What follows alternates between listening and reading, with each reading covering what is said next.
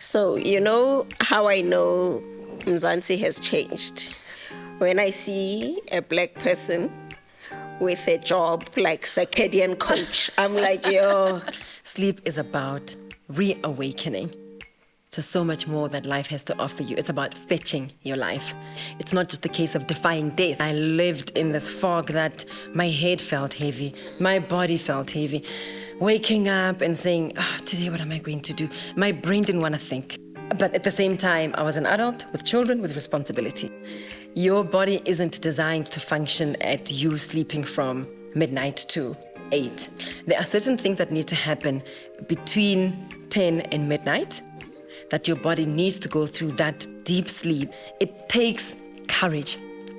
It's really a system which we, as I said, we're creating it and making it seem like it's been bestowed upon us by the gods of work. We are the gods of work. We need to change it. We've always heard from scientists that your bedroom should be used for only 2 things, sex and sleep. With the snoring, trying to do a sleep divorce if you have a partner is something which helps, but is not the solution. That person needs medical attention, because if they're in bed alone because now their partner is in another room, what if they stop breathing and that becomes something serious? So that's something which they definitely need to address medically. Lose the weight if weight is a factor. Get the operation if that's another thing. Stress is also a big one for people. Welcome, Lalie. Thank you. Thank you so much for being here. I really, really appreciate it. Yeah. So, you know how I know Mzansi has changed, has transformed. I mean, clearly we have issues about the extent of the change, but when I see a black person with a job like Circadian Coach, I'm like, yo, guys. What is that in Mzansi? Milena, since when? Yeah. So, please introduce yourself. So before I come to the circadian aspect of it, I am Lalie, and I am a mom of 2 children that I've been homeschooling for some years, actually. And you're brave. Yes. I have been brave and maybe silly at the same time. And yeah, so it's a family of 4, me, my husband, our 2 children. Yeah. And we also have my mom lives with us and also a relative who cares for my mom. That's my family of 6 actually then. Nice. So nice. Yes, that's us. Circadian, how do I explain that?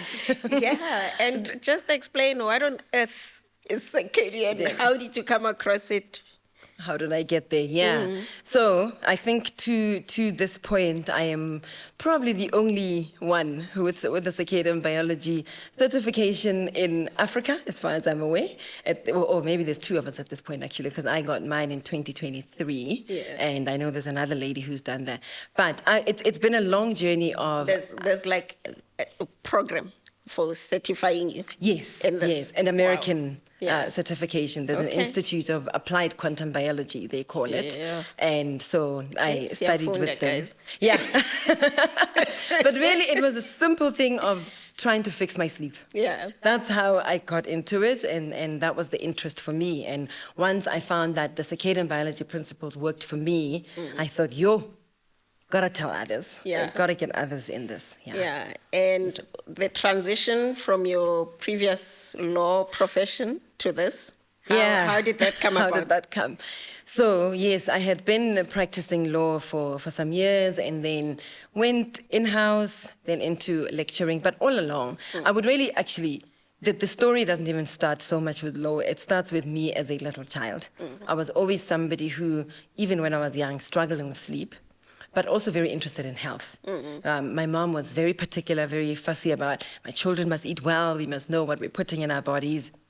And so that was me growing up, and I was one of her children who caught on to what she taught, and so always reading ingredient labels and trying to figure out what is this E21 on this packet of soup, those kinds of things. Also because I wanted to just help myself become healthier and dealing with sleep problems, as I said. And so along me studying law, I was also always reading about health and well-being. And at some point then of deciding that I'm leaving practice and I am leaving law completely, I started a health coaching course way back, I think it was in 2010, 2011, around there. I did a health coaching course, which I didn't take further, didn't end up doing anything with it really, because I think at the time I was still very unsure of what I wanted to do. Yeah. But during COVID, I did another one, and then another one, and I thought, this is what I want to do. I really want to teach people how to empower themselves, how to be healthier humans. And because that was the thing for me, is that when I realized that changing very simple things in my life made a huge difference in my health, then I thought we all have to know about this. We can't be sacrificing ourselves, especially for professionals, on the altar of success all the time. All that matters is I'm successful, I am climbing the corporate ladder. Eventually, you're going to skip a rung on that ladder and you're going to fall.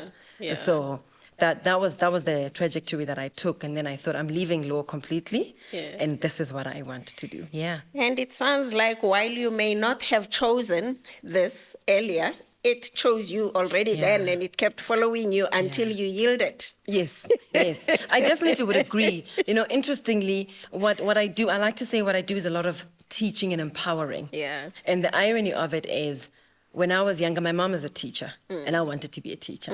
But she was very much against it, of course. I don't know. It's just one of those things that parents don't want their children to be what they are, especially those kind of careers, right, back then.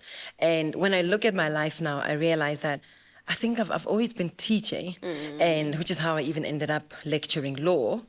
And so the work I'm doing now of empowering especially women, black women, with knowing about their bodies and their health and becoming very in tune with themselves is teaching. Yeah. So it definitely, I think, was something that chose me. I just wasn't in a classroom with, I don't know, maybe grade 7s. Yeah. But yeah. Yeah.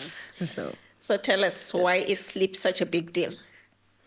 sleep is what makes us human. I like to say, really. For me, when I think back to the times when I was really struggling with sleep, I lived in a fog. I look back to that time, and I lived in this fog that my head felt heavy, my body felt heavy.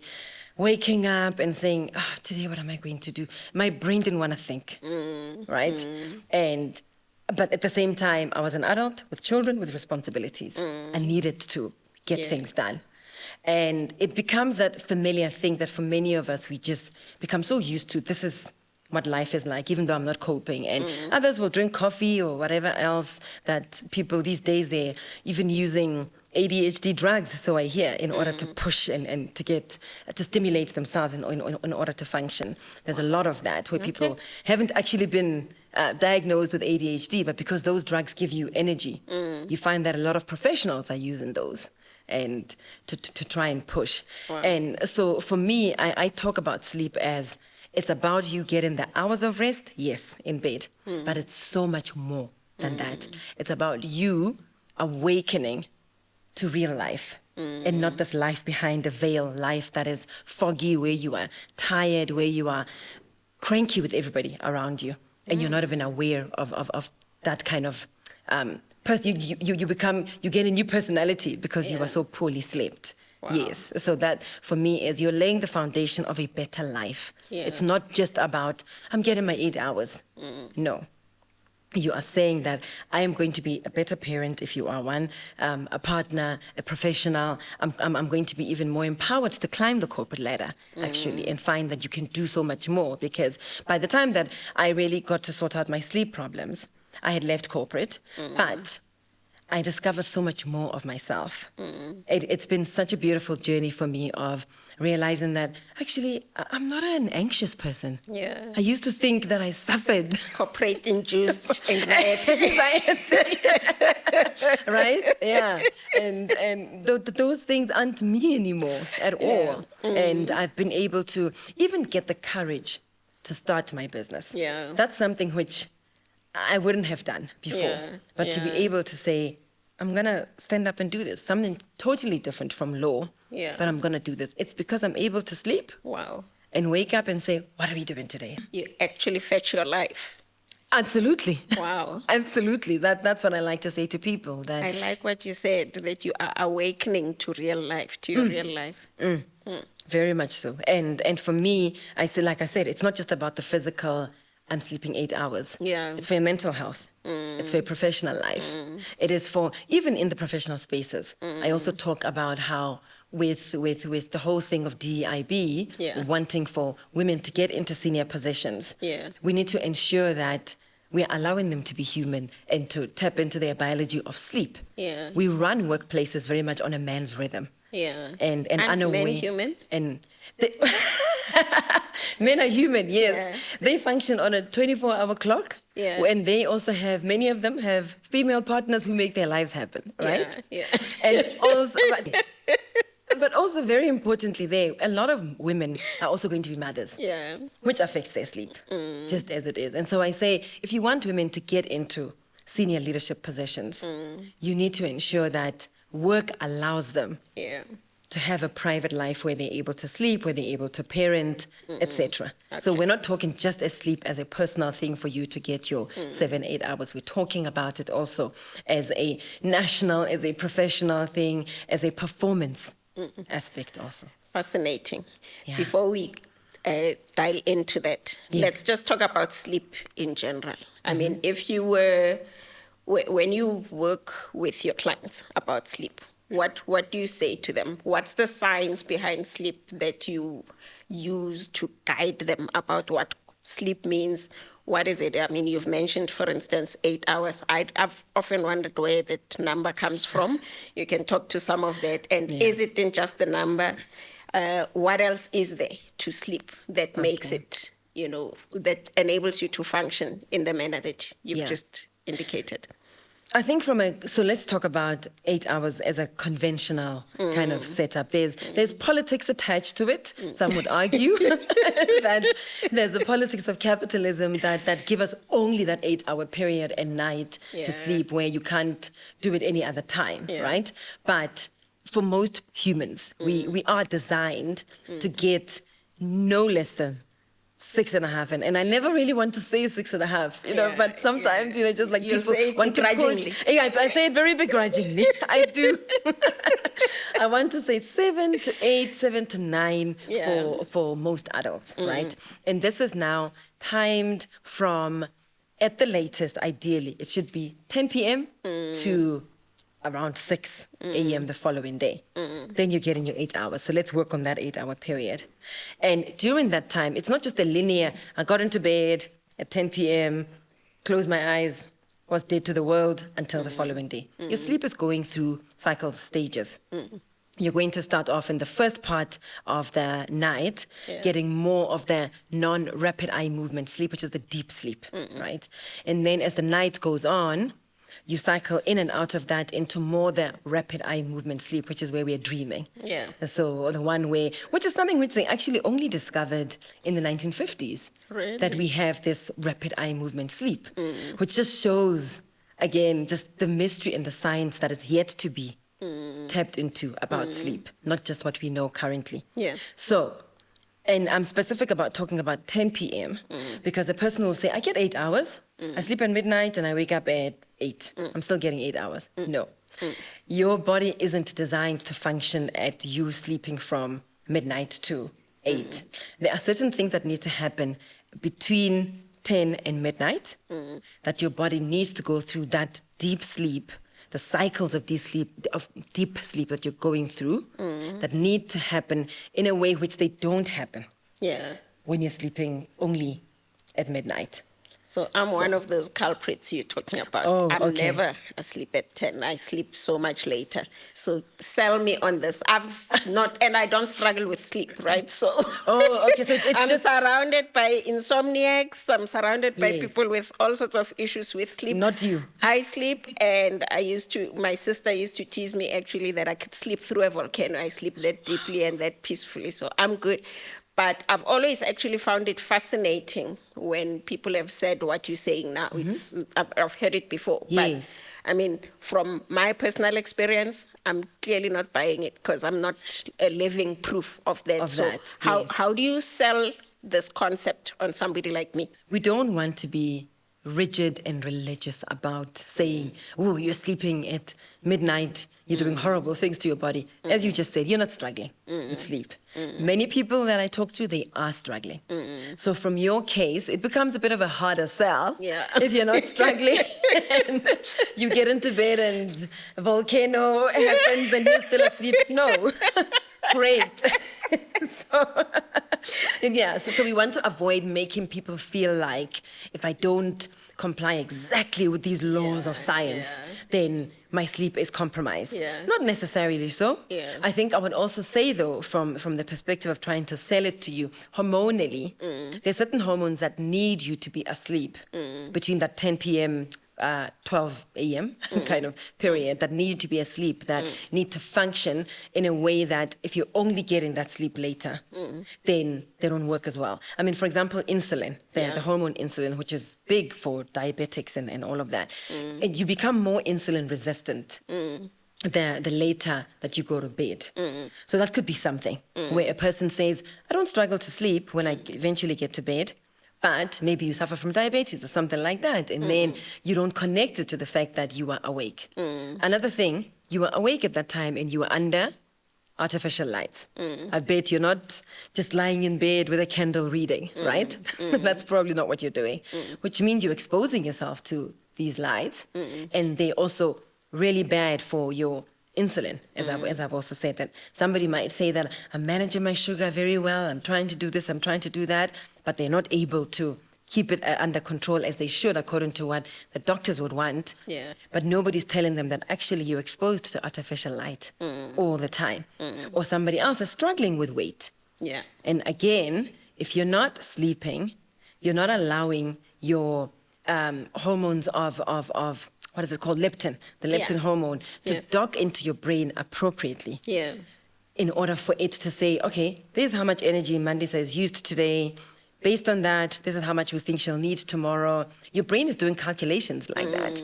And if you're not sleeping, it's not doing those calculations. So you wake up tomorrow morning having had supposedly 8 hours sleep, but at the wrong time of night. And then you're not eating as well as you should. You're not making the right decisions. Your insulin is not under control. And that affects you as you keep going. So that's what I would say to a person to try and convince them. Interesting. Okay, you've said a lot of things that I'd like us to dig into, but let's start off with some of where we are right now. So you've talked about the duration of sleep, right? And then I think you've also hinted into quality of sleep. Do you want to say more about quality of sleep? And then I've got other things that I'd like us to talk to before we go back to. I think the quality of sleep is what I was talking about with the cycles. That you'll get some people who say, I get the 8 hours, but I'm still waking up groggy and I feel heavy. That's because you are either not getting, it depends on which cycle of sleep you're not getting, but definitely probably your deep sleep is not long enough. And you are short-circuiting that. And it could be their lifestyle, but there's also some chemical imbalances in some people that would need to be addressed to ensure that you are then getting that deep sleep when you need to. Are there genetic differences in that affect how people's sleep patterns? Tell us a bit there's more. what they call chronotypes, which would affect people, and some people would then say, okay, I feel better if I sleep from 11 to 7, those kind of things, where I know for a fact that for me, 10 p.m., it really is my cutoff. And it's always been, even when I was struggling, I needed to make sure that I'm in bed by then, but many times I wasn't, and that's part of the reason why I was struggling. And I need to be able to wake up earlier as opposed to later. The later I wake up, I struggle. I struggle to function. So there's the chronotypes that I identified. What I do want to say about that is a lot of people will then say, and chronotypes, chrono is the Greek word for time, right? To say we all have different timings for sleep. They're not so different to mean that Lalie is a 10 p.m. to 6 p.m., Mandisa is a 1 a.m. to 9. They're not that different. People want to say they are that different because we want to excuse our lifestyle. We want to say, no, I work best throughout the night. Very, very, very few people are actually designed that way. They are there. But most of us are not designed that way. Yeah. Night owls, it is a modern creation because we have electricity, Yeah. we have lives that must happen, and that's why people develop that chronotype of becoming night owls. But if they actually lived more regular lives, that would be something that is sorted out a lot easier. Yeah. So I then say to people, yes, tap into who you are from your chronotype perspective and understand yourself, but don't fool yourself into thinking that you are the kind of person who works best throughout the night and you sleep during the day. Yeah. It's just not. There's another element that I feel relates to that about short sleepers. Talk to us about that and how they fit into the science of sleep.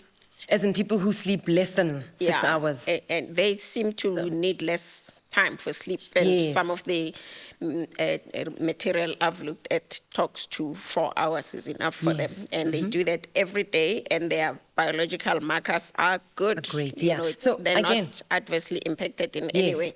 Again, they're the exception. They are there. I've come across one or two such people. They are there for sure. I think the way that conventional science works is that we like to have these hard and fast rules because it's easier to manage to say, everybody 8 hours. Yeah. It's just easier to tell people that. Just like even with water, everybody 8 glasses of water, no matter the season. We like to do things like that. But if you're going to be honest and help people, then you have to be able to say there are those who are going to function in 4 hours. Yeah. And they would be just fine. Yeah. So I'm not scared to say that some people are, but they are, again, the exception. As long as you're also honest enough to do your regular checks with your medical practitioner and they're assuring you that, no, your markers are fine, you can keep going Yeah. with life. Yeah. But it doesn't absolve that person from also respecting and honoring the circadian biological principles of, even if I am sleeping from 10 to 2, let's say 10 p.m. to 2 a.m., that's my 4 hours and I've had it. When I wake up from that sleep, my body is still doesn't want me to be flicking on the large artificial lights in my home. I still need to kind of keep things calm and keep the lights dim, but I can still do the work that I want to do. And in any event, I don't think anybody wants to wake up at 2 a.m. to do a report. You probably want to read and, just tap into those things that make you a nice, relaxed human. Yeah. So. I mean, you talk to the circadian rhythm as well as the chronotype. Yeah. And I'm just wondering, I mean, if you look at the Arctic as an example, I go to Norway, how does that work?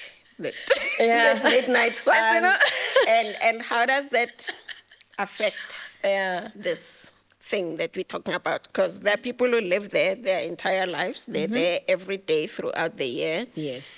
And how does this science apply to them? Yeah, I have a friend who's actually recently moved to Norway, and now that they're going into, they're already in winter, as she was saying, she's suffering. Yeah. She's really suffering because the light period is so short.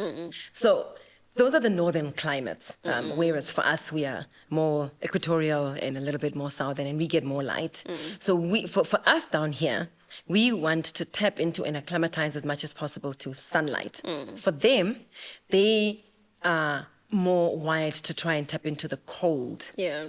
And that still helps their biology to know where they are and to know the time of day. So we are looking at, let's say, I've heard her say maybe sunrise in the peak might be like 7, 8 a.m., right? Or even more like 8 a.m. actually. And then you get this very short window. Yeah. At that 8 a.m. time, what I say to a person living there is get outside and get that light. Yeah. It might be a short period of time, and maybe 2 p.m. it's gone again, but try and get as much of it as possible when it is sunlight time.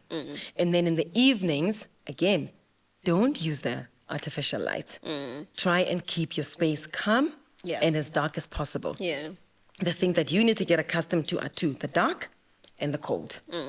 In order for your body to know where it is and to continue to function according to your local climate environment. Yeah. And then in the summer, it's the they get hardly any dark, right?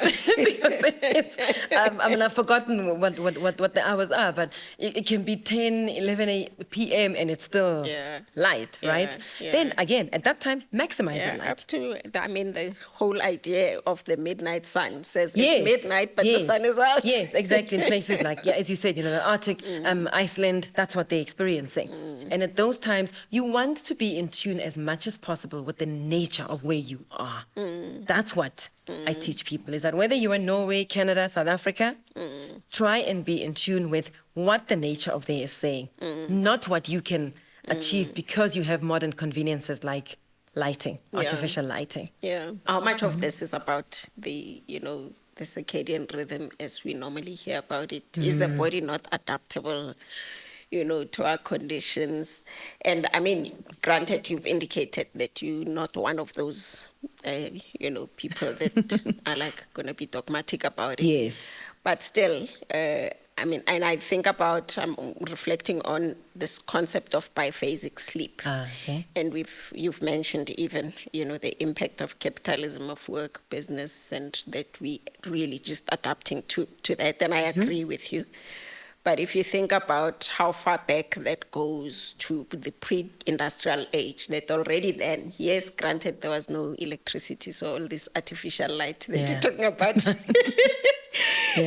we didn't have that kind of exposure. But even then, they talk about the biphasic sleep where, you would sleep, that'd be the first part of sleep. And it coincides with the times you're saying only earlier. But people would wake up in the middle of the night and they'd get on with something, and then there'd be a second phase of sleep. So understanding that and being informed about that then helps us to then realize that whatever we do as we go through the different the pre-industrial, and now we are into the fifth industrial age, we need to understand that because we are light beings, everything about us, your physiology, your psychology, is connected to light. And the sun also has always been the sun. It hasn't developed to become something different because now we here are becoming more technologically advanced. So, which is why I'm saying that we need to be informed first about that. So when we're talking biphasic sleep, there's actually has been research that shows that indeed for most of us, we may be designed to be more that way than the straight 8 hours. But life has changed, right? Whereas previously, and you might still even find communities, I think you find people in the villages and such who are able to follow that. Because they don't have to wake up at 6, get in Joburg traffic, rush off to go answer to a boss who may or may not be a nice human. Who knows? They don't have to deal with that. So Bona, they just sleep even earlier than 10, to be honest. You find that they're able to sleep even earlier than that, and maybe wake up at midnight, then maybe at 2 a.m. catch another bout of sleep, wake up and get on with their life. And then there's also the cultures now that practice the siesta, right? Which have always, it's not like it's something they're doing now. They've always done that. And I've never been to those cultures. I've never been to Spain, but I do hear from other people that even in the professional spaces, they make room for that. That if you want to get hold of a Spaniard, couple 1 or 2 p.m. or whatever it is, you're not going to be able to. People are doing that. Those are people we've got them in Cape Town. Just oh. Cape Townians are much the same. That is true, right? Also because now they function on they are like at least a good hour behind us actually, even naturally on because they're west. Whereas for us it can be light at 6 a.m. here and it's still dark. For them, so understanding that and respecting that helps many of us to function better. To be able to say, if you are not in corporate where you have very rigid fixed hours, try and honor that about yourself. I also like to talk about, as I mentioned, in the villages, if you visit deep rural South Africa, wherever you might come from, you'll find that women during the day actually practice that. They wake up very early, and if it's not like harvesting time or working in the fields, they'll work, do whatever they need to do in their yard, and then maybe a couple 11 to 1, people are resting. Especially peak summer, people are resting, and then they'll pick up the day again later. That is people who are living in respect of biology. Not this thing that... So I want to be clear again. I don't want to condemn anybody, but we need to be honest Yes. about the culture we live in, that it is not supportive Yeah. of our biology. True. So we need to try and find ways to make it work such that, okay, if I'm getting the hours of sleep I need to get at night, am I able to maybe try and get a nap during the day? If I can. If I can't, well, okay, figure out a way to survive. But that's really the whole concept then, to go back to the biphasic sleep, is to say that you are getting, bi meaning two, right? And the two phases. You are getting some sleep, you wake up, you do your life, and then more sleep later. Yeah. And that helps a lot of people to function better. Super. So you've already gotten into the next criteria that I was going to talk to, gender differences, right? And you spoke about it in relation to the moon, Yes. the impact of that. What are the implications of what you said, for instance, on sleep for women and how it differs from men's? That's one. But you also mentioned earlier hormonal differences. From a gender perspective, tell us a little bit more about how women are wired differently, how that affects their sleep differently, if at all. the short answer is we are wired differently, right? And then secondly to that, women need a little bit more sleep in general, also generalizing, than men. So you might find that if your male partner needs 7 hours, you need that extra 30 minutes on top of that 7 hours. That's another thing. And then for better or for worse, we're also wired as women because, as I said, the Before maternal... you move on, Yes. why do we need more sleep?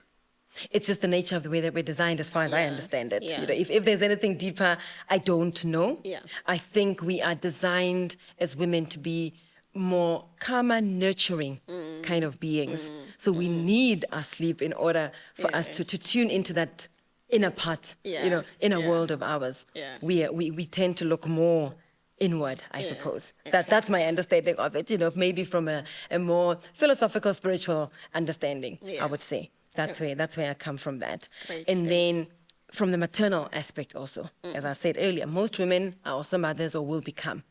So something happens in our biology that makes us in tune to our young needing us. Which means that if my child is needing me at weird hours of the night, my sleep is going to be disturbed, and I'm going to, again, going back to being able to rest during the day. Yeah. I'm going to need that time to be able to rest. Men function on a 24-hour clock. That's just their biology. It's night, day for them. That's it. Yeah. We function on a, I'm going to say 28-day cycle. Yeah. Many women don't, but that's the easiest way, Yeah. right? And in that cycle, because of the rise and fall of our hormones, you find that your sleep will be different from the first part of your cycle to the second part. So especially if we look at the second part of your cycle where you have a higher progesterone level. Progesterone is meant to be a more calming hormone for women. And so in theory, I'm supposed to get better sleep during that time, in theory. But we've become so dysregulated that it's hard for people to be able, for women, to be able to get that quality sleep. Yeah. Even though we have a higher level of progesterone. And in the first half of our cycle, we have more energy. Yeah. So we might be able to get away with the 6.5 hours. Yeah. And it's okay because my body's feeling energized and I'm able to get more done. Those are those biological differences, which again, we cannot outrun that biology, no matter how technologically advanced we become. I can confirm, as much as I say I sleep through a volcano, generally, I've got 2 kids. And when they were babies, it was almost as if I'm tuned into them. And even before, it's like there's something that says, even before they wake up to cry in the middle of the night, I know it's coming and I'm up even before that. So I have experienced that difference. I just don't know what the explanation is for it. Yeah. So I would just simply say it's biology. Yeah. It's our biology, Yeah. Are there age differences? Oh, yes, that's the other thing that you mentioned also, as we're getting older. A big thing that I encounter is women who struggle with sleep as they get older. Yeah. All right? Stress is a big thing. So even before we get to the biological aspect of our womanly cycles, stress is a huge thing for women. We are a lot more sensitive to stress. Yeah. I can confirm for myself that I don't have great filters for stress. And so when I'm stressed, the night is gone for me. So that's going to be an issue. And we also tend to carry so much, which I think it's more of an environmental issue, even more than a biology issue. Yeah. You know, we all know that as women, you could get into an argument with your husband, he'll fall asleep when you're still stewing. stewing over this thing throughout the night, right? And then so we become less and less. We need more chill pills. We need more chill pills, but as we get older, we're less and less able to deal with stress. Yeah. Because by the time that we're maybe 40 and up, we have worn out our ability to handle Really? stress with our modern living. No, it's I would modern have living. thought that we become more resilient. That's interesting. I find that in some ways, yes, because obviously you have learned to live. You have years of experience behind you.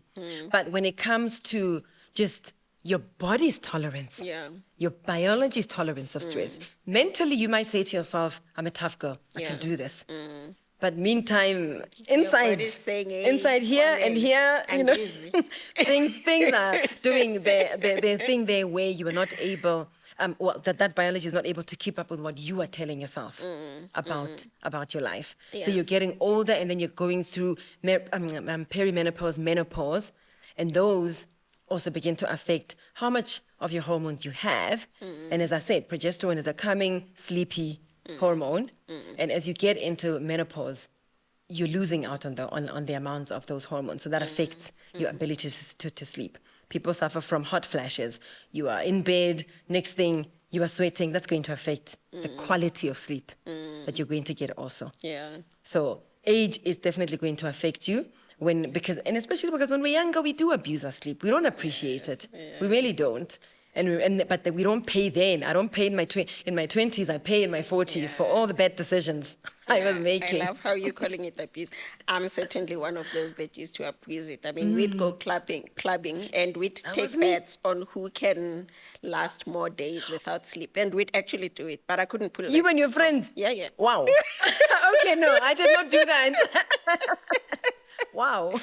Yeah, but I could not pull that off if I had to try now. So it's definitely not a thing.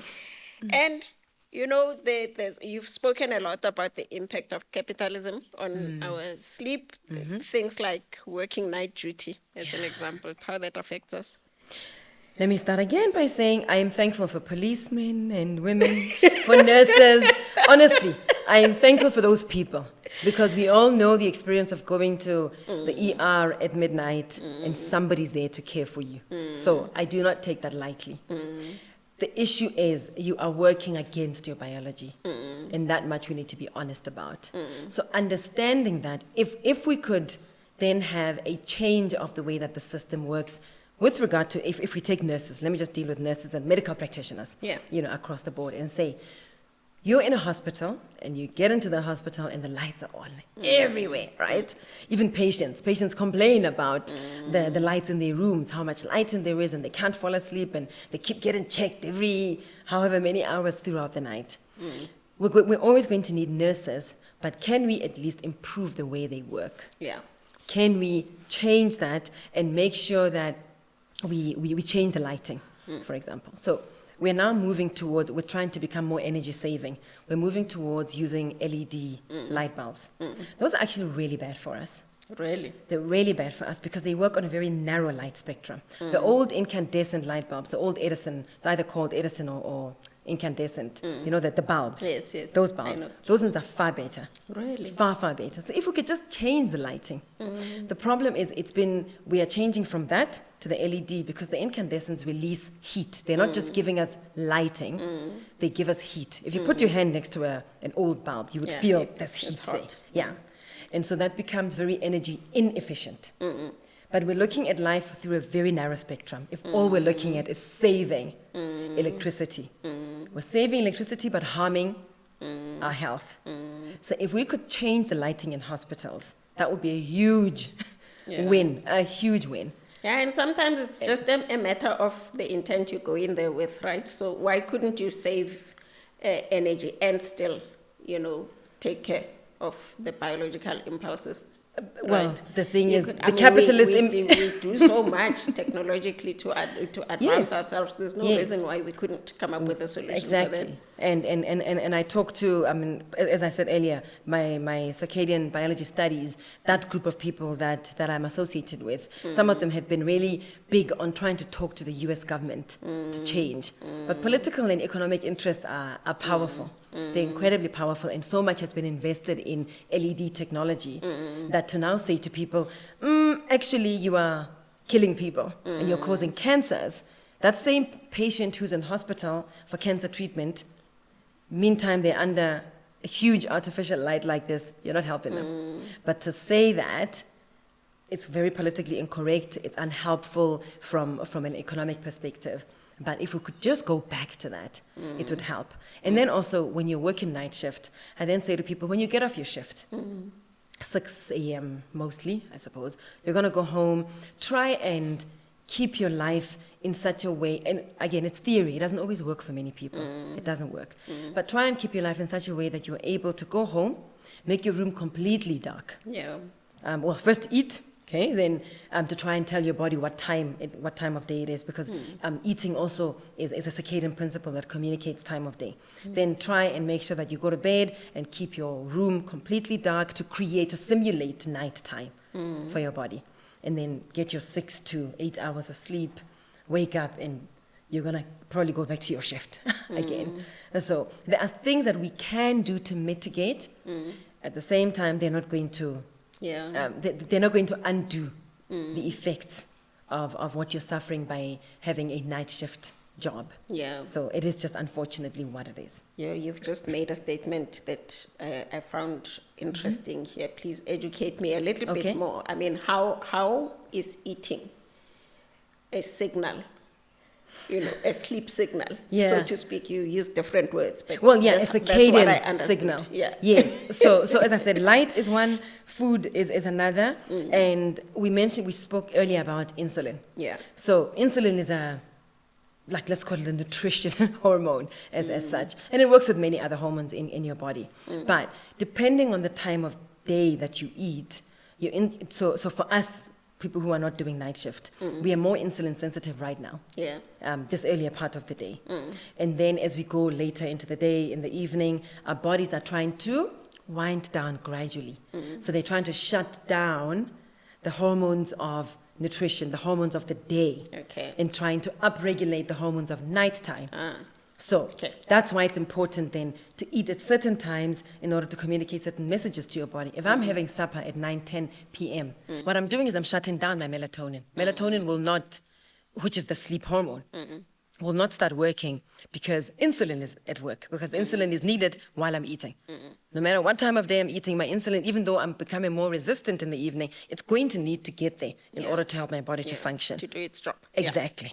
Exactly. I hear you. Talk to us about the concept of banking sleep.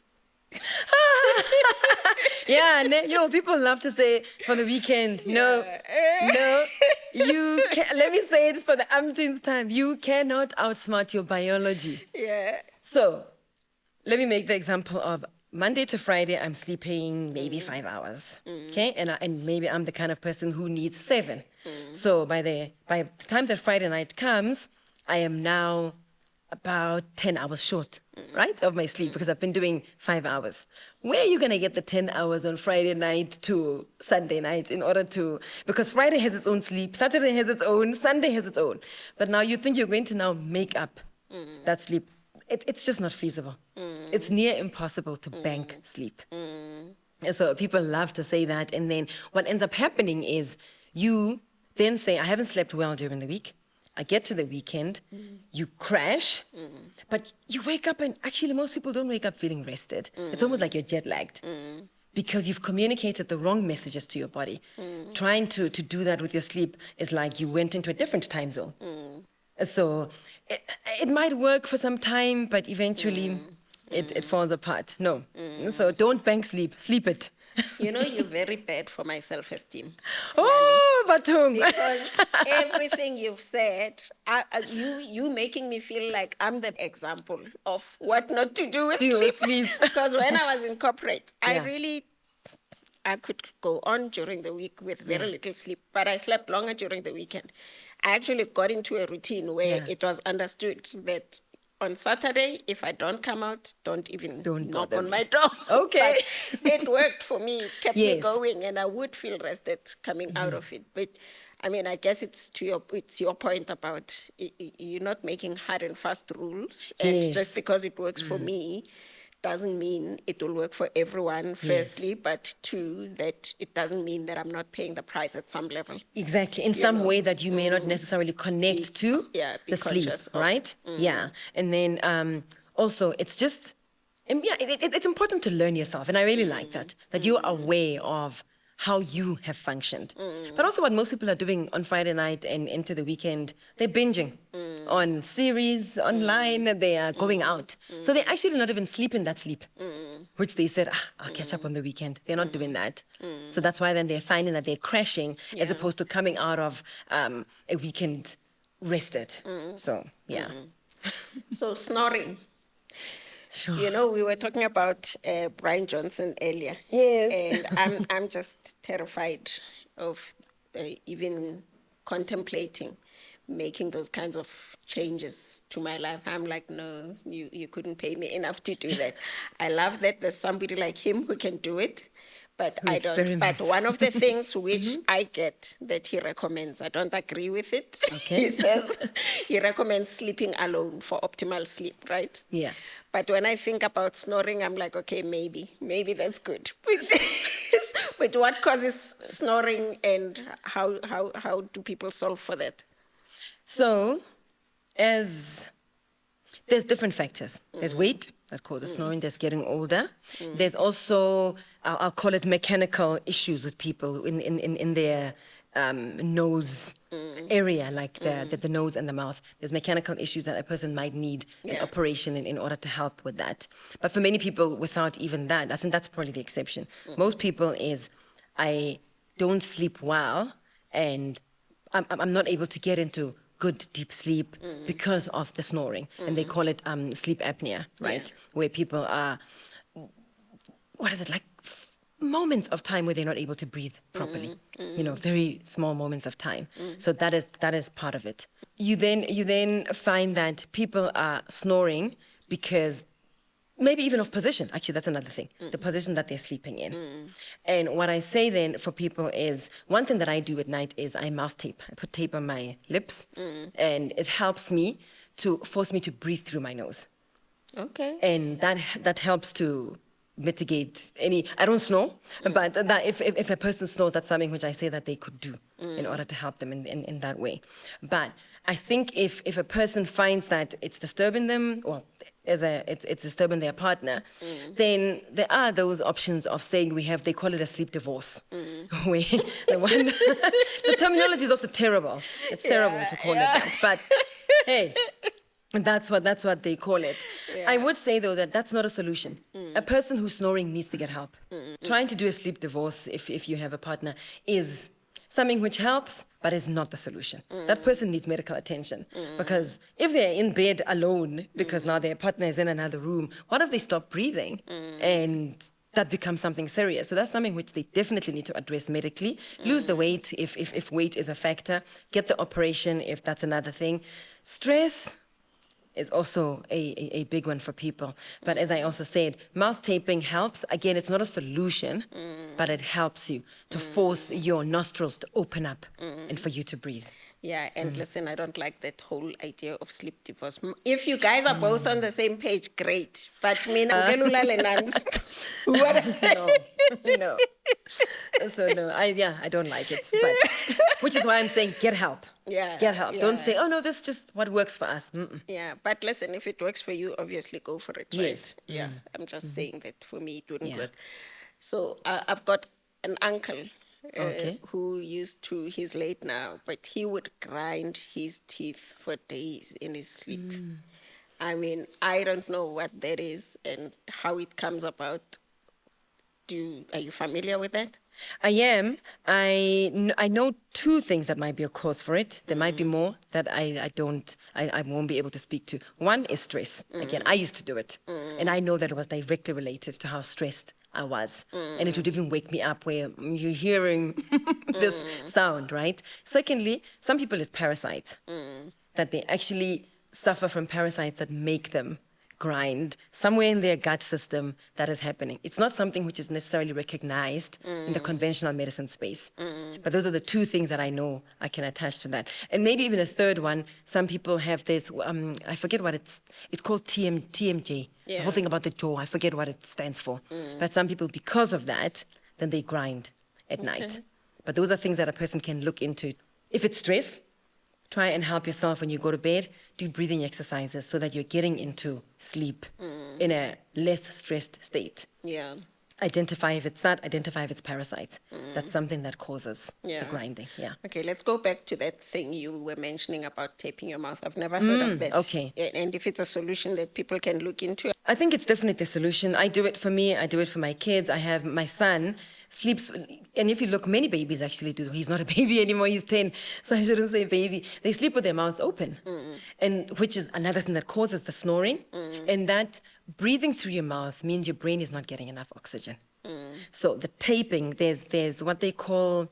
It's not mouth tape. It's paper tape, and what's the other name for it? Not surgical. Paper tape, I think it's the name for that. You can get at Discam or Clicks. Okay. That you go and buy that. And so I put it on my mouth. And it's meant for that? No. They would never say it's meant for that. So They're how not going how to. do you know when you go to Discam that I'm buying the right thing? You're going to ask for gentle paper tape. Gentle paper tape, Yeah, okay. because if you find anything else, then it won't be able to come off. If you're going to stick something like, you don't want sellotape. You don't want the sellotape. You want that, what is called paper tape. And then you put it on just before you fall asleep. It helps me sleep so much more deeply. So much more. And then it makes sure, even for people like my son, that he breathes through the nose and not through his mouth. Yeah. Because we're not meant to be mouth breathers. Yeah. Things that also, again, keep you in this light sleep. And you're not able to get into deep enough sleep, and you're not getting the oxygen you need because you're breathing through your mouth and not through your nose. Yeah. Okay, yeah. So You it's know, very I'm so helpful. glad you're here, I find that because it's very I mean, I don't even think about these things, but to think that there could be something as simple They as could be, that. yes. for I should something say, like smoking. I should say, for people who are going to watch us talking about this, get your medical practitioner's authorization. Don't go and do things because you heard somebody on the internet say. Yeah. True. Okay. Sleeping pills. Sleeping pills, Are you again, for them? What are their benefits? medical What are the practitioner. adverse impacts? All right? Yeah. Do what your doctor tells you to do. But I think any doctor who's honest will tell you that they are not helping you actually sleep. They're just sedating you. It's almost like alcohol. People who say, oh, I have 2 glasses of wine and I sleep the best sleep. Okay, maybe you. But for most people, that is not the case. They are just knocking you out, but they're not allowing you to go through the stages you need to go through for you to sleep well, to dream well, and to even, because sleep is also, we like to describe it in sleep conversations as a dishwasher. So those cycles you're going through, you're washing out the grime, in like you're cleaning up the dishes. And if you are using sleeping tablets, and we're talking here chronically. We're not talking you're going through grief and you need tablets for a week or 2. No. But people who are living on these for 5, 6 years, I've encountered people who are doing that. It's really not working. And I think a person there would be honest to say, I've had to increase the dosage, I've had to change the type of medicine because it's not giving you sleep.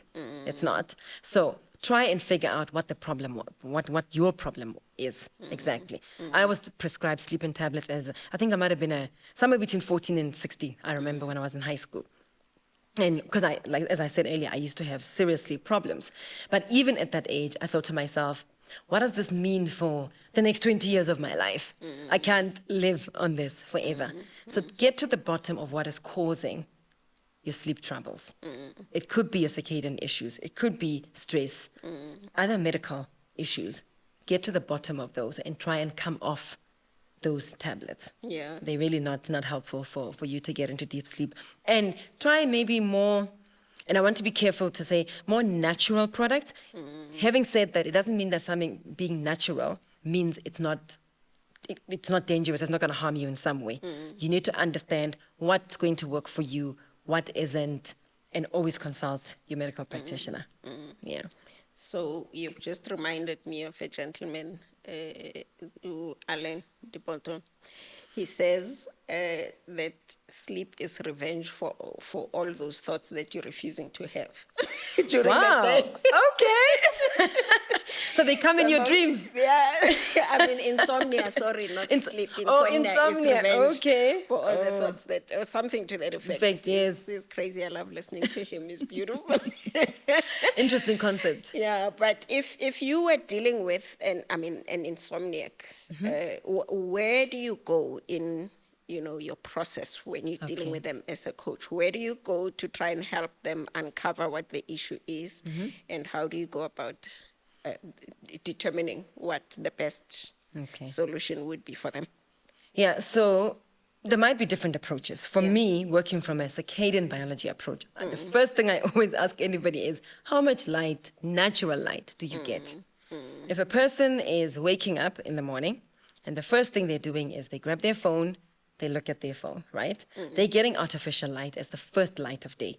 And remember, I said earlier that those are everything now in modern living has, it's built on an LED platform, which means you're getting the wrong spectrum of light. Right now in Joburg, we're getting summer, because it's summer, we're getting sunrise at around 5 a.m. If I'm waking up at 5 a.m. and the first light that my eyes encounter is my cell phone, it's telling me a very different story from if I woke up and went outside or opened a window and got that natural light. So I say to a person who's struggling, don't touch the phone, don't turn your bedside light on. Either open a window or go outside. What you're doing at that time is you are communicating to your body that it is morning. Yeah. As I said, being light beings and also our bodies are timekeepers also. My body then looks outside. You don't even have to see the sun itself because at 5 a.m. it's not like the sun is up in the sky yet, but there's light. And so that light is telling your body that it is 5 a.m. And then you go through your day. So you out there 5-10 minutes. I prefer at least 10 minutes or so. But even small amounts of light will still make a difference. And if you take care of that, you have half your problems sorted. And then on the other end of the day, the night time, try and not expose yourself to artificial lights. Because if I am struggling with sleep, my lights in my home are still on 9 p.m., 11 p.m. I now want to turn off the lights and go to bed, and then I'm struggling, right? The reason you're struggling is because up until 11 p.m. when the lights were on in your home, your body thought it was midday. Your body thinks these lights are telling, as I said, your body's a timekeeper. Whether it's the sun or it's your light bulbs, it's telling your body it's midday. So your body hasn't made melatonin at all. You are now needing to unwind. And it's taking you time to fall asleep. And some people, maybe they are able to fall asleep, but then they wake up in the middle of the night. Yeah. Again, because we've been, and that is happening more from a hormonal perspective, really. Because what also is happening is because you've confused your hormones by being up so late into the night, you are getting this hormonal confusion at around 2-3 a.m. in the morning, still indirectly caused by your light habits of earlier in the day. So you want to try and get as much natural light from the morning up until 5-6 p.m. And then as much dark as possible from 7 to the time when you go, 7 p.m. to the time when you go to bed. Those two things, if a person does those two things, most of the time they're able to solve at least 80-90% of their sleep problems. There might be things that people need to do, maybe with regard to stress. As I said, try and do some breath work, help yourself to unwind properly when you're going to bed. Have a routine where you're not just jumping into bed. We think our bodies are machines. We have this thing of thinking, like I turn my TV on and off, I can just do that with my body. No, sometimes, for many people, it might be so. But for you, if you're struggling, it might mean that you need a good 15-minute unwinding kind of put the phone off, read a good book, something which isn't going to have your mind also spinning. You don't want to read some fiction book that's going to have your mind spinning like that. And just be able to say, I've done my nighttime unwinding. Yeah. And then I'm able to sleep. Yeah. So this question is, I'm asking for a friend. She said to ask you off camera. Yeah. Yes, no, this time it's genuinely asking for a friend. Yes. She said to ask you about the relationship between sex and sleep. Is friend finding that sex works for her or doesn't? you know? Well, yeah, I don't know what friend's specific situation is, but I would say that sex is generally good for sleep. It is. Yeah. There might be times, though, in a woman's cycle where you find that it doesn't work so well for you, that it stimulates you. Yeah. And that has been my experience. Yeah. I find that there are times when I'm just like, I'm too stimulated, I'm not relaxed. You know, like my husband is long gone. And I'm still feeling like I need to just unwind some more.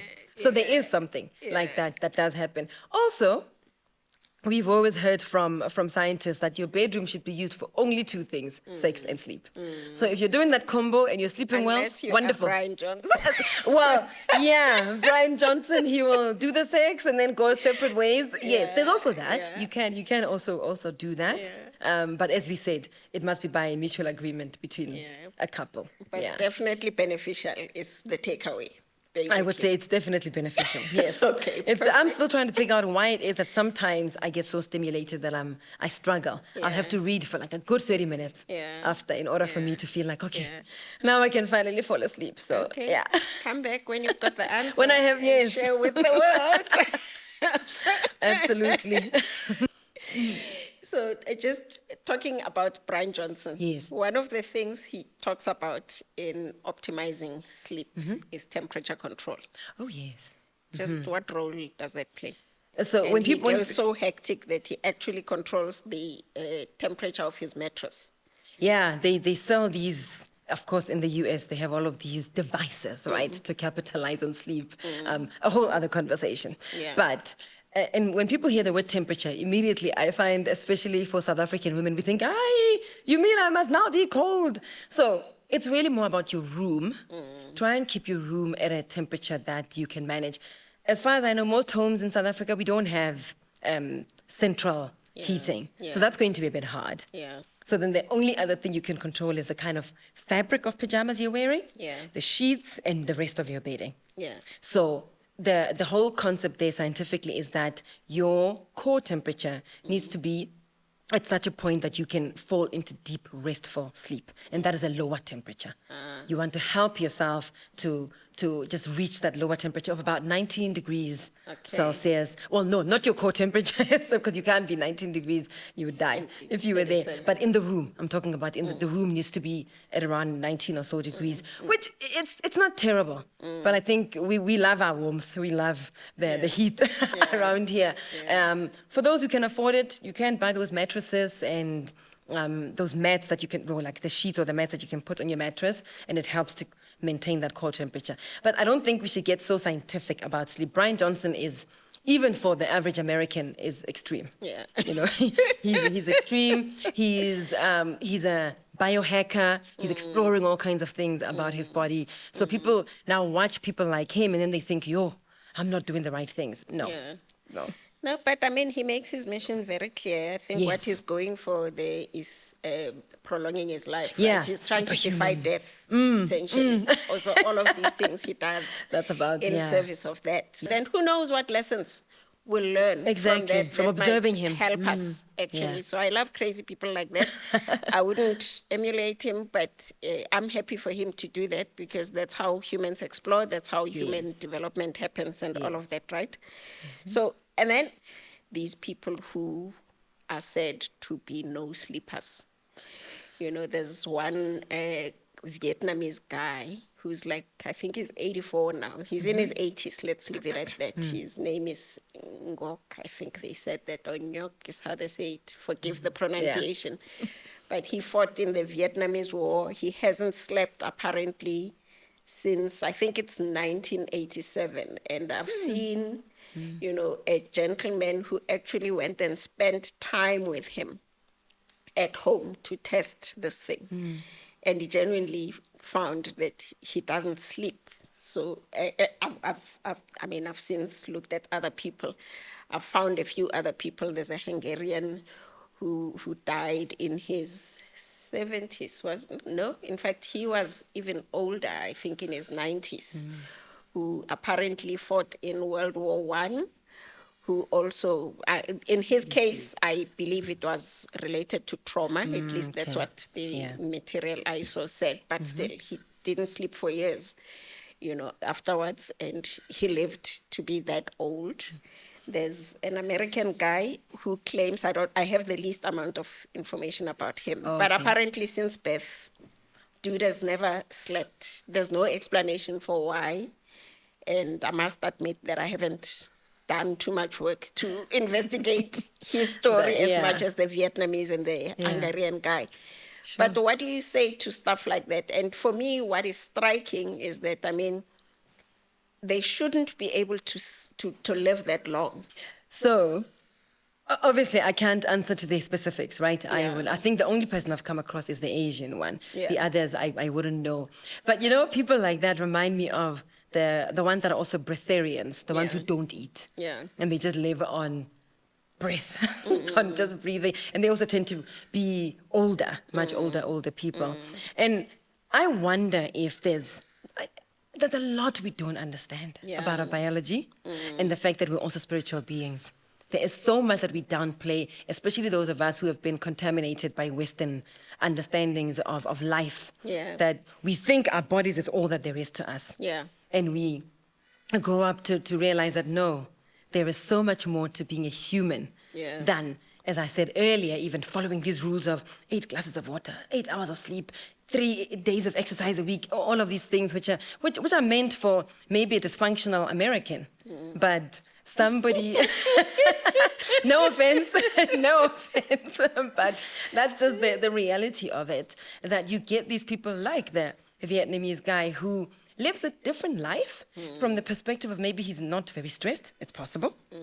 That he's not a very stressed person, that he follows circadian principles, and because he's exposed to a lot less artificial light, maybe not. There are parts of Vietnam that I hear can be very highly polluted by just advancement in technology and such.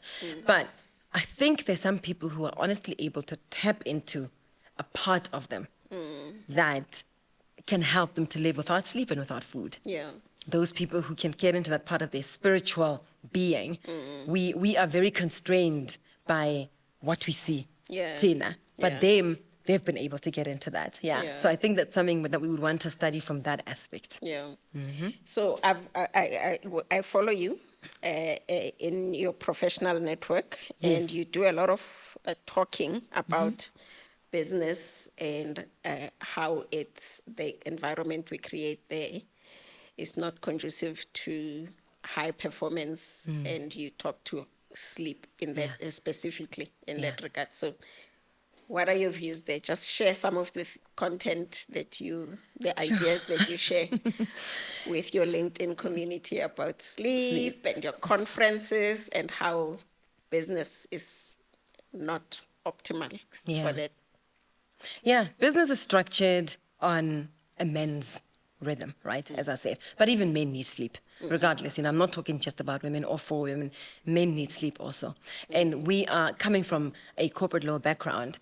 We would pride ourselves in, I only got 3 hours of sleep. I was working until 3 a.m. trying to get this agreement done.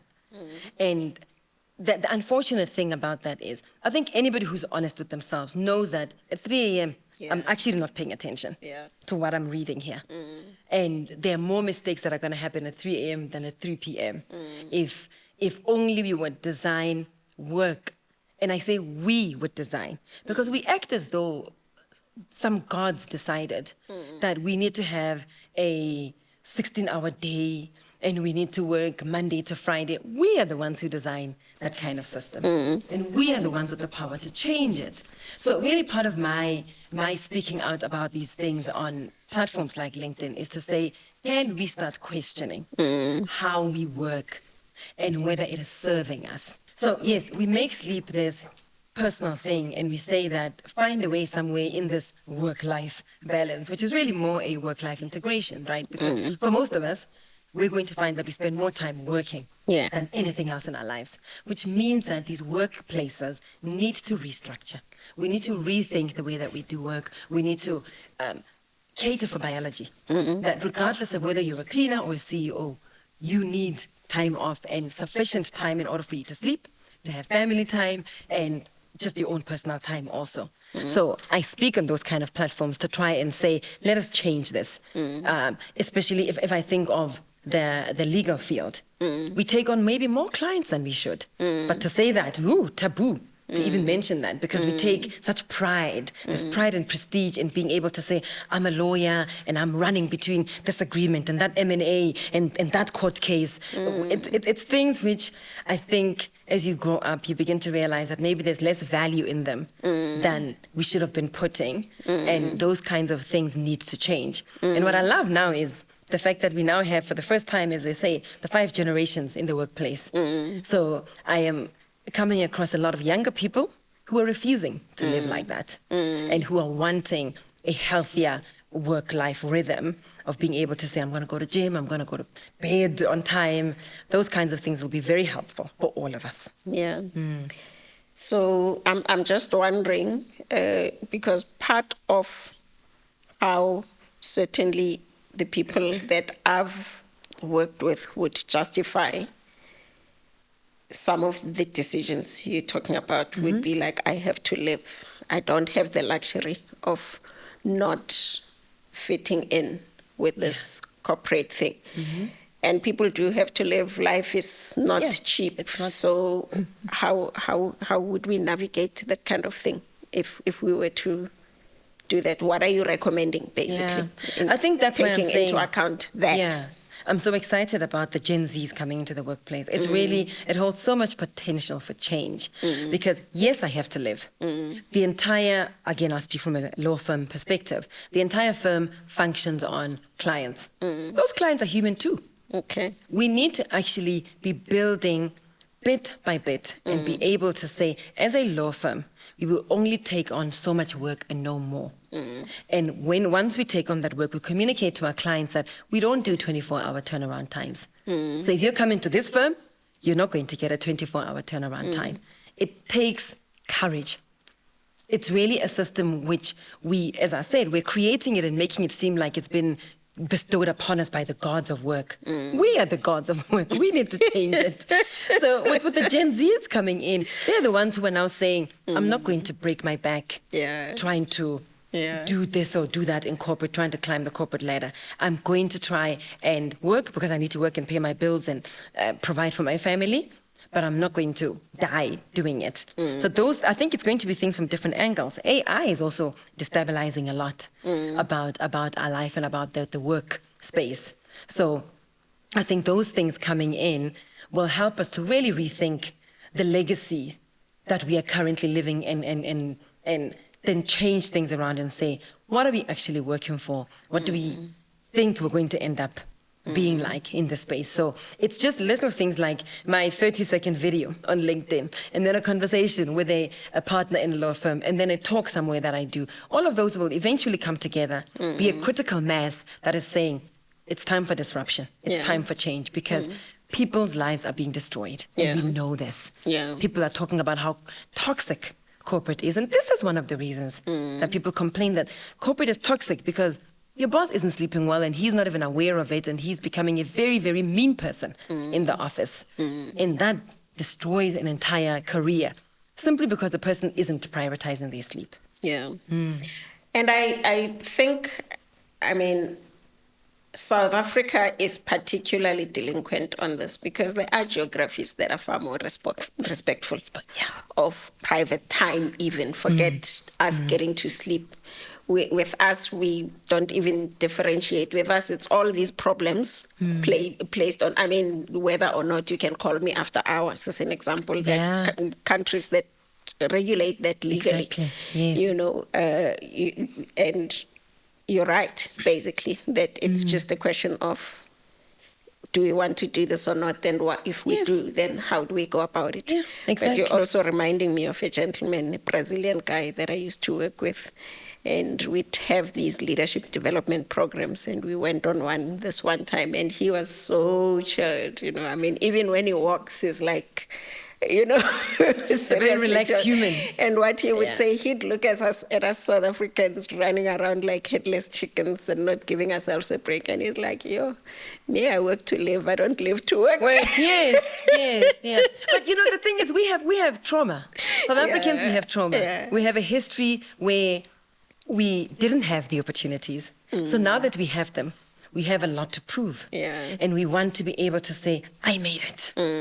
And so I'll sacrifice everything so that I can say I made it in that space. I got a seat at the table. And so there's those conversations also amongst us as Black people in particular that we need to have and be able to say, how are we going to begin to decenter, especially our corporate work? Yeah. How are we going to start doing that? Not because we're saying we're going to quit and buy farms out there in Mpumalanga somewhere. It can happen for all of us, you know. Yeah. But how are we going to make it such that we're still able to be human, still able to connect with ourselves, and not come to the end of my working career where they now discard you at 65. And I actually can't enjoy my life because who am I without that title, that position, those accolades? And these are real things.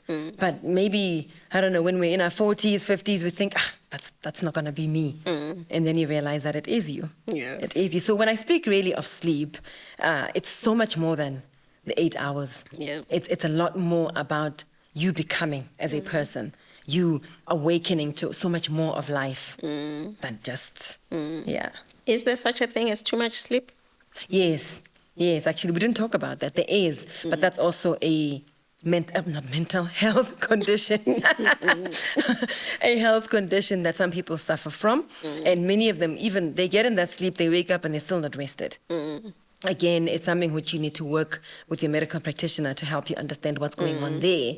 But I mean, teenagers, they get a lot of sleep and that's different. But maybe for an adult who's struggling with that, you find that they have maybe an autoimmune issue, they're suffering fibromyalgia, those kind of conditions would result in a person getting a lot of, like you're in bed, maybe 12 hours, maybe you're getting 10 of them asleep, but you don't wake up rested. Yeah, there are those kind of conditions. Yeah, so you just reminded me now that when I was growing up, they used to say you must sleep because that's when you grow. Yes. Is there merit to that? There's argument? absolute merit to that. Okay. One of the hormones I was talking about earlier, I didn't mention it by name, growth hormone. Growth hormone happens when you're sleeping, especially when you're young, right? But even for us, we need it. We need it as we get older. It doesn't work the same as maybe my 10-year-old son, but there's definitely scientific merit to saying sleep, because that's when you are cleaning out that gunk in your brain from the day and your hormones are able to function properly. So I've got 2 children, Yes. both of them significantly taller than me. And they're cheeky about it. They forget that they looked wouldn't out. be, for me, they wouldn't be here if it wasn't for me. So one of them tells me, you didn't sleep enough as a child. They tell you? Yeah. Oh, wow. And the other asks me, Mom, did your parents not give you enough protein growing up? Wow. Oh, bad. Yeah. Cheeky children, hey? Yeah. Yeah. Is there anything significant that you'd like to share with us that we haven't talked about, that we haven't covered today? You know, I was just thinking now, I think when I stumbled, I was saying mental condition, that actually even with mental health, sleep is such a big issue. And I touched on it earlier when I was saying, I realized when I began to sleep well that I wasn't as anxious as I used to think. I thought it was an identity for me. So I think with the mental health crisis that we're in the world, not just in SA, if we could also just help people fix their sleep. That's something which would be addressed. And then secondly, I've mentioned it a few times, but I want to emphasize on it that sleep is about reawakening to so much more that life has to offer you. It's about fetching your life. It's not just a case of my physiology is functioning fine. It's not just a case of defying death, like Brian Johnson. It's a case of while I live, I'm living well. And I'm living testimony of that, and I've seen other people also when they begin to appreciate their sleep and they realize that, wow, I'm actually a different person from what I used to be before. So if people could just be mindful of that, they would really be helping themselves. Perfect. Yes. So we give away magic wands. on this podcast, right? Okay. And with our magic wands, you wave it and you can shift anything in the area of sleep that you believe would make the biggest difference to people. So I'm giving you one. Where would you deploy your magic wand? Change the light bulbs. Please, may I change light bulbs in homes? Incandescent light? Yeah, let's just get incandescent light bulbs, honestly. I'm not going to go back to candles. Yeah. I'm not saying we must go back to candles and wood fire, but honestly, that would make a big difference. Super. Thank you so much. Thank you. It's been such a pleasure being here. Yeah, it's been a pleasure having you. All right. Great. Thank you.